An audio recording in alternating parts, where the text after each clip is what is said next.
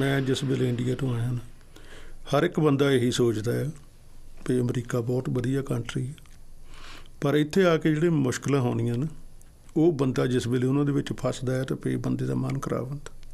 ਤੁਸੀਂ ਸੋਚ ਸਕਦੇ ਹੋ ਜਦੋਂ ਲੋਕੀ ਆਪਣਾ ਸਾਰਾ ਕੁਝ ਛੱਡ ਕੇ ਆਪਣਾ ਪਰਿਵਾਰ, ਆਪਣੇ ਘਰ, ਆਪਣਾ ਸਭ ਕੁਝ, ਆਪਣੀਆਂ ਜੌਬਾਂ, ਜੋ ਕੰਮਕਾਰੀ ਕਰਦੇ ਆ, ਸਾਰਾ ਕੁਝ ਛੱਡ ਕੇ ਇੱਥੇ ਆਉਂਦੇ ਆ ਅਤੇ ਉਹਨਾਂ ਨੂੰ ਤਾਂ ਫਿਰ ਸਾਰਾ ਕੁਝ ਦੁਬਾਰਾ ਸ਼ੁਰੂ ਤੋਂ ਕਰਨਾ ਪੈਂਦਾ। ਮਨ ਨੂੰ ਬਹੁਤ ਨੂੰ ਸੱਟ ਲੱਗੀ ਜਾਣੀ ਇਸ ਗੱਲ ਦੀ। ਤੂੰ ਆਪਣੇ ਇੱਕ ਤਾਂ ਮੇਰੀ ਪਹਿਲੀ ਮੇਨ ਪ੍ਰੋਬਲਮ ਸੀਗੀ ਜਿਹੜੀ ਮੈਨੂੰ ਬੋਲੀ ਨਹੀਂ ਸੀ ਆਉਂਦੀ, ਇੰਗਲਿਸ਼ ਨਹੀਂ ਸੀ ਆਉਂਦੀ। ਇੰਗਲਿਸ਼ ਆਉਂਦੀ ਹੁੰਦੀ ਮੈਂ ਕਿਸੇ ਨਾਲ ਗੱਲਬਾਤ ਕਰ ਸਕਦਾ। ਫਿਰ ਮੈਂ ਬਿਮਾਰ ਹੋ ਗਿਆ ਫਿਰ ਹੌਸਪੀਟਲ ਦਵਾ ਲੈਣ ਵੀ ਜਾਣਾ ਨਹੀਂ ਚਾਹੀਦਾ। The stakes for refugees are high. I mean, it literally is life or death. It's between hope and despair. What services they get, not only the services that they're going to receive, but the people giving them the services and helping connect them with the services. If it's someone they feel connected to and they feel understood and they feel respected by, then they're going to veer towards the building a new foundation in this country. ਮੈਨੂੰ ਕੱਲਾਪਨ ਲੱਗਦਾ ਸੀ, ਮੈਂ ਕਿਸੇ ਕੋਲ ਜਾਂਦਾ ਨਹੀਂ ਸੀ, ਮੈਂ ਕਿਸੇ ਨਾਲ ਗੱਲਬਾਤ ਨਹੀਂ ਕਰਦਾ ਸੀ, ਮੈਂ ਕਿਸੇ ਨੂੰ ਆਪਣੇ ਹਾਲਾਤ ਨਹੀਂ ਦੱਸਦਾ ਸੀ, ਮੈਂ ਘਬਰਾਹਟ 'ਚ ਰਹਿੰਦਾ ਸੀ, ਮੈਂ ਲੋਕਾਂ ਤੋਂ ਪਰੇ ਰਹਿੰਦਾ ਸੀ ਅਤੇ ਮੈਨੂੰ ਨੀਂਦ ਨਹੀਂ ਆਉਂਦੀ ਸੀ। ਜਿਹੜੇ ਲੋਕੀ ਰੈਫਿਊਜੀ ਸਟੇਟਸ 'ਤੇ ਹੁੰਦੇ ਆ ਅਤੇ ਉਹ ਕਾਫੀ ਇਕੱਲਾਪਨ ਮਹਿਸੂਸ ਕਰਦੇ ਆ। ਉਹਨਾਂ ਨੂੰ ਲੱਗਦਾ ਹੈ ਵੀ ਅਸੀਂ ਹੁਣ ਸਾਡੀਆਂ ਤਕਲੀਫਾਂ ਕੌਣ ਸਮਝੇਗਾ, ਅਸੀਂ ਕਿੱਥੇ ਜਾਈਏ। ਉਹਨਾਂ ਨੂੰ ਤਾਂ ਪਤਾ ਨਹੀਂ ਹੁੰਦਾ ਵੀ ਇੱਥੇ ਅਮਰੀਕਾ ਦੇ ਵਿੱਚ ਇੱਥੇ ਆ ਕੇ ਉਹਨਾਂ ਨੂੰ ਕਿਸ ਤਰ੍ਹਾਂ ਦੀ ਸਹਾਇਤਾ ਮਿਲ ਸਕਦੀ ਹੈ ਅਤੇ ਉਹਦੇ ਨਾਲ ਕਾਫੀ ਆਪਣੀ ਰਹਿਣ ਸਹਿਣ 'ਚ, ਆਪਣੇ ਸੋਚਣ 'ਚ ਫਰਕ ਆਉਂਦਾ। ਜਦ ਮੈਂ ਆਪਣੇ ਦਿਲ ਦੇ ਇਲਾਜ ਵਾਸਤੇ ਡਾਕਟਰ ਕੋਲ ਜਾਂਦਾ ਸੀ ਅਤੇ ਉਹਨਾਂ ਨੇ ਦੇਖਿਆ ਕਿ ਮੈਂ ਨਾ ਬੜੇ ਫਿਕਰਾਂ 'ਚ ਪਿਆ ਰਹਿੰਦਾ ਸੀ ਅਤੇ ਮੇਰੀ ਉਹਦੇ ਕਾਰਨ ਦਿਲ ਦੀ ਵੀ ਤਬੀਅਤ ਠੀਕ ਨਹੀਂ ਰਹਿੰਦੀ ਸੀ।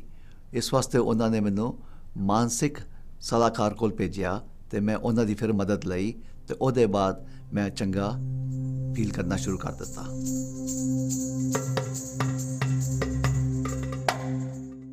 ਡਰਿਆ ਮੈਂ ਬਹੁਤ ਸੀਗਾ ਦੂਆ ਆਪਣੇ ਇੱਥੇ ਆਲਾ ਦੁਆਲਾ ਦੇਖ ਕੇ ਨਾ, ਫਿਰ ਮੇਰੇ ਮਨ ਦੇ ਵਿੱਚ ਦੂਆ ਆਪਣੇ ਬੜਾ ਦੁੱਖ ਹੋਇਆ ਇਸ ਗੱਲ ਦਾ ਵੀ ਮੈਂ ਤਾਂ ਕੁਛ ਕਰਨ ਜੋਗਾ ਨਹੀਂ। ਦੋ ਕਿਸਮ ਦੀਆਂ ਮਦਦਾਂ ਚਾਹੀਦੀਆਂ ਹੁੰਦੀਆਂ। ਇੱਕ ਹੁੰਦੀ ਹੈ ਜਦੋਂ ਅਸੀਂ ਇੱਕ ਜਗ੍ਹਾ ਤੋਂ ਦੂਸਰੀ ਜਗ੍ਹਾ ਜਾਣਾ, ਰਸਤਾ ਕੌਣ ਦੱਸੇ, ਕਿੱਥੇ ਜਾਈਏ ਅਤੇ ਜਿਸ ਤਰ੍ਹਾਂ ਦਾ ਖਾਣਾ ਅਸੀਂ ਖਾਂਦੇ ਹਾਂ ਉਹ ਕਿੱਥੋਂ ਖਰੀਦ ਕੇ ਲਿਆਈਏ, ਅਤੇ ਇਹ ਤਾਂ ਰੋਜ਼ ਦੀਆਂ ਗੱਲਾਂ ਹੋ ਗਈਆਂ।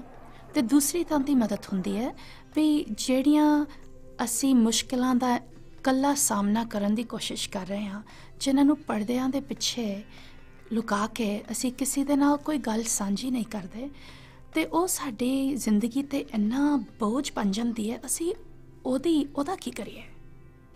ਮੈਂ ਜਿਸ ਵੇਲੇ ਬਿਮਾਰ ਜ਼ਿਆਦਾ ਸੀ ਤਾਂ ਮੈਨੂੰ ਤਾਂ ਪਤਾ ਨਹੀਂ ਸੀ ਕੁਛ ਵੀ ਕਿਆ ਹੋ ਰਿਹਾ ਕਿਆ ਨਹੀਂ ਹੋ ਰਿਹਾ।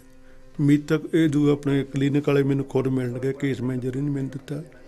ਇਹਨਾਂ ਨੇ ਫਿਰ ਮੇਰੀ ਹਾਲ ਚਾਲ ਉੱਥੇ ਜਾ ਕੇ ਪੁੱਛਿਆ ਵੀ ਕੀ ਪ੍ਰੋਬਲਮ ਹੈ ਤੈਨੂੰ। ਮੈਂ ਇਹਨੂੰ ਦੱਸਿਆ ਵੀ ਇੰਨੇ ਸਾਲ ਹੋ ਗਏ ਮੇਰਾ ਕੇਸ ਨਹੀਂ ਪਾਸ ਹੋਇਆ। ਤਾਂ ਫਿਰ ਇਹਨਾਂ ਨੇ ਫਿਰ ਦੂਆ ਆਪਣੇ ਹੈਲਪ ਕੀਤੀ ਬਹੁਤ ਮੇਰੀ। ਇਹਨੇ ਵਕੀਲ ਟੋਲਿਆ, ਉਹਦੇ ਕੋਲੋਂ case ਕਢਾਇਆ। Our caseworkers can do more in a 5-minute phone call than it would take someone who didn't know the system, could be calling wrong numbers all day or sending out applications that aren't relevant. And our case managers speak many languages and are themselves from other cultures. The good news is that we don't have to charge for our services, and so there's no need to worry about being able to pay for. ਸਾਨੂੰ ਇਸ ਚੀਜ਼ਾਂ ਦਾ ਜਲਦੀ ਤੋਂ ਜਲਦੀ ਹੱਲ ਲੱਭਣਾ ਚਾਹੀਦਾ, ਕਿਉਂਕਿ ਜੇ ਛੋਟੀਆਂ ਚੀਜ਼ਾਂ ਹਨ ਉਹ ਕਾਫੀ ਵੱਡੀ ਪ੍ਰੋਬਲਮ, ਵੱਡੀ मुसीबत खड़ियाँ कर सकती हैं साढ़े लिए।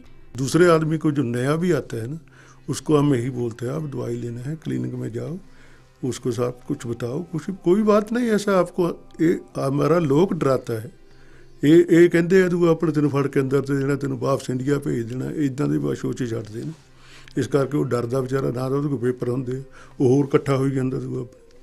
ਅਸੀਂ ਸੋਚੀਏ ਜਦੋਂ ਕਾਰ ਟੁੱਟ ਜਾਏ ਜਾਂ ਸਾਈਕਲ ਟੁੱਟ ਜਾਏ, ਅਸੀਂ ਉਹਨੂੰ ਦੁਕਾਨ 'ਚ ਲੈ ਜਾਂਦੇ ਹਾਂ ਠੀਕ ਕਰਾਉਣ ਲਈ, ਅਤੇ ਉਸੇ ਤਰ੍ਹਾਂ ਦਿਮਾਗ ਵੀ ਸਾਡੇ ਬਦਨ ਦਾ ਹਿੱਸਾ। ਤੇ ਜਦੋਂ ਕੋਈ ਬੋਝ ਹੋਏ ਇਸ ਤਰ੍ਹਾਂ ਦਾ, ਸਾਨੂੰ ਨੀਂਦ ਨਹੀਂ ਆਉਂਦੀ, ਭੁੱਖ ਨਹੀਂ ਲੱਗਦੀ, ਸਾਨੂੰ ਮਦਦ ਮੰਗਣੀ ਚਾਹੀਦੀ ਹੈ। Coming and getting help is actually a very sane response to the situation. It's thought out, it's logical, you're getting the help that you need. ਸਾਡੇ ਸਮਾਜ ਵਿੱਚ ਸੋਚਿਆ ਜਾਂਦਾ ਹੈ ਕਿ ਜਦੋਂ ਕੋਈ ਦਿਮਾਗੀ ਪਾਰ ਹੋਏ ਉਹਦੇ ਲਈ ਮਦਦ ਨਹੀਂ ਮੰਗਣੀ ਚਾਹੀਦੀ, ਕਿਉਂਕਿ ਇਹ ਸ਼ਰਮ ਵਾਲੀ ਗੱਲ ਹੈ। ਇਸ ਕਰਕੇ ਡਾਕਟਰ ਕੋਲ ਘੱਟ ਜਾਂਦੇ ਆ। ਤਾਂ ਵੈਸੇ ਜਾਣਾ ਚਾਹੀਦਾ ਡਾਕਟਰ ਕੋਲ, ਕੋਈ ਮਾੜੀ ਗੱਲ ਨਹੀਂ ਹੈਗੀ। ਬਾਕੀ ਮੈਂ ਵੀ ਤੁਹਾਡੇ ਵਰਗਾ ਹੀ ਆ ਦੂਆ, ਆਪਣੇ ਜਿੱਦਾਂ ਜਦ ਮੈਂ ਪਹਿਲਾਂ ਆਇਆ ਦੂਆ ਆਪਣੇ, ਮੈਂ ਵੀ ਬਹੁਤ ਡਰਦਾ ਸੀਗਾ। ਅਤੇ ਉਹਨਾਂ ਨੇ ਇਹ ਸਮਝਣ ਦੇ ਬਾਅਦ ਮੈਨੂੰ ਉਹ ਬੰਦਿਆਂ ਕੋਲ ਭੇਜਿਆ ਜਿਨ੍ਹਾਂ ਨਾਲ ਮੈਂ ਗੱਲਬਾਤ ਕਰਕੇ ਆਪਣਾ ਦਿਲ ਹੌਲਾ ਕਰ ਸਕਾਂ, ਉਹਨਾਂ ਨੂੰ ਮੈਂ ਆਪਣੀਆਂ ਗੱਲਾਂ ਬਾਤਾਂ ਦੱਸ ਸਕਾਂ, ਅਤੇ ਉਹਨਾਂ ਨੇ ਮੇਰਾ ਇਸ ਮਾਮਲੇ 'ਚ ਬਹੁਤ ਸਾਥ ਦਿੱਤਾ ਆ।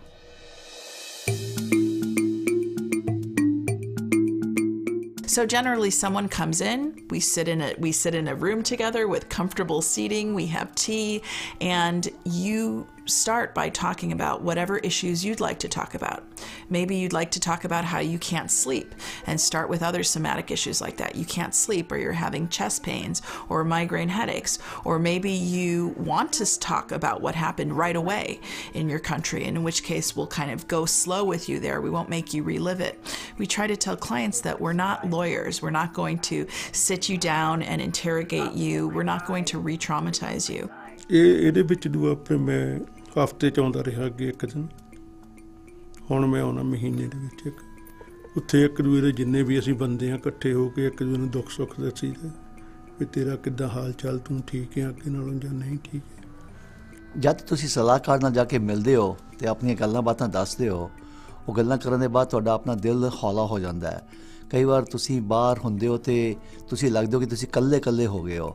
ਸਲਾਹਕਾਰ ਤੁਹਾਡੇ ਨਾਲ ਪੂਰਾ ਸਾਥ ਦਿੰਦੇ ਹੈ, ਤੁਹਾਨੂੰ ਚੰਗੀਆਂ ਗੱਲਾਂ ਦੱਸਦੇ ਹੈ, ਤੁਹਾਨੂੰ ਉਸ ਚੀਜ਼ ਦਾ ਰਸਤਾ ਦੱਸਦੇ ਹੈ, ਅਤੇ ਤੁਸੀਂ ਫੀਲ ਕਰਦੇ ਹੋ ਕਿ ਮੈਂ ਇਸ ਤੋਂ ਹੁਣ ਚੰਗਾ ਫੀਲ ਕਰ ਸਕਦਾ ਅਤੇ ਮੈਂ ਠੀਕ ਠਾਕ ਰਹਿ ਸਕਦਾ। I tell clients, you are the expert. You need to guide me. You know your own experience and you know what you need. ਮੈਂ ਇਹ ਹੌਸਲੇ ਨਾਲ ਕਹਿ ਸਕਦੀ ਹਾਂ ਕਿਉਂਕਿ ਮੈਂ ਵੀ ਇੱਕ ਡਾਕਟਰ ਹਾਂ।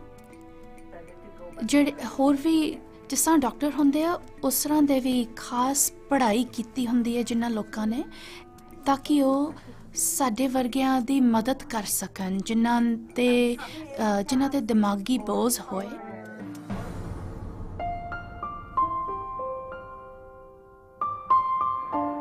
ਨਵੇਂ ਦੇਸ਼ ਜਾਂ ਨਵੇਂ ਸ਼ਹਿਰ 'ਚ ਆ ਕੇ ਜਿਹੜੀ ਸਾਨੂੰ ਮਦਦ ਮਿਲਦੀ ਹੈ, ਇਹਦੇ ਨਾਲ ਸਾਡੀਆਂ ਵੱਡੀਆਂ ਤਕਲੀਫਾਂ ਨਹੀਂ, ਸਿਰਫ ਜਿਹੜੀ ਘਰ ਦੀਆਂ ਘਰੇਲੂ ਗੱਲਾਂ, ਸਾਡੇ ਲੜਾਈ ਝਗੜੇ ਜਿਹੜੇ ਘਰ ਦੇ ਵਿੱਚ ਹੁੰਦੇ ਆ, ਮਾਂ ਬਾਪ ਬੀਵੀ ਬੱਚਿਆਂ ਦੀਆਂ ਗੱਲਾਂ, ਇਹਨਾਂ ਨੂੰ ਵੀ ਵਧਣ ਤੋਂ ਰੋਕਿਆ ਜਾ ਸਕਦਾ ਹੈ। ਸਾਡੇ ਉੱਥੇ ਦੂਆ ਆਪਣੇ ਇਹ ਇਲਾਜ ਦਾ ਘੱਟ ਪ੍ਰੋਗਰਾਮ ਹੈ, ਦੂਆ ਆਪਣੇ ਇੰਨਾ ਨਹੀਂ ਹੈਗਾ ਇੱਥੇ, ਲੇਕਿਨ ਜੋ ਕੁਝ ਮੈਂ ਦੇਖਿਆ ਆਪਣੇ ਅੱਖੀਂ ਨੇ ਇੱਥੇ ਇਹ ਵਾਕਿਆ ਇਲਾਜ ਕਰਦੇ ਆ।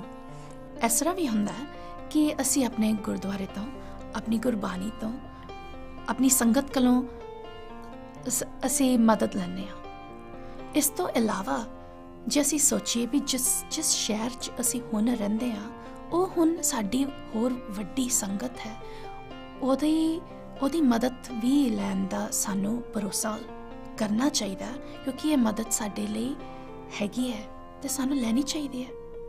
We respect everyone's cultural beliefs, spiritual beliefs. A lot of different things can be the path to healing. However, sometimes people find that whatever they're doing isn't enough. It's very common for our clients to be afraid that we're going to force them to talk about the horrible experiences they've been through. The reality is that they are having re-experiencing symptoms anyway. They are having memories that keep coming back again and again and causing pain. And our goal is to convert a traumatic memory, a memory where when you remember you're right there again, to a normal memory.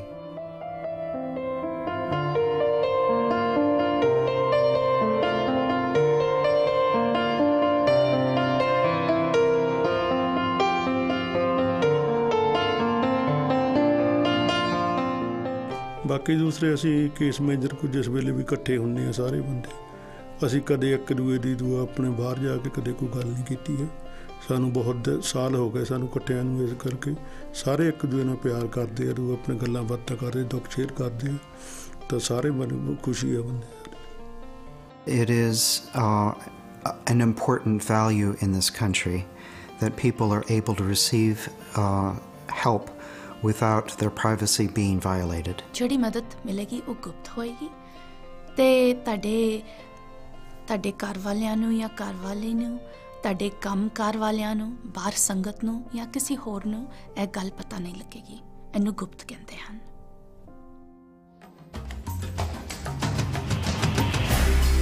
The sooner that you get therapy, the better you'll feel and the more you'll be able to handle all the hurdles that will come your way. ਅੰਦਰ ਬਹਿ ਕੇ ਮਰਨ ਦੇ ਨਾਲੋਂ ਦੂਆ ਆਪਣਾ ਜਿਹੜਾ ਦੁੱਖ ਹੋਵੇ ਬੰਦੇ ਨੂੰ ਦੱਸ ਦੇਣਾ ਚਾਹੀਦਾ, ਡਾਕਟਰਾਂ ਦੇ ਕੋਲ ਸਲਾਹ ਲਓ ਉਹਨਾਂ ਦੀ ਆ।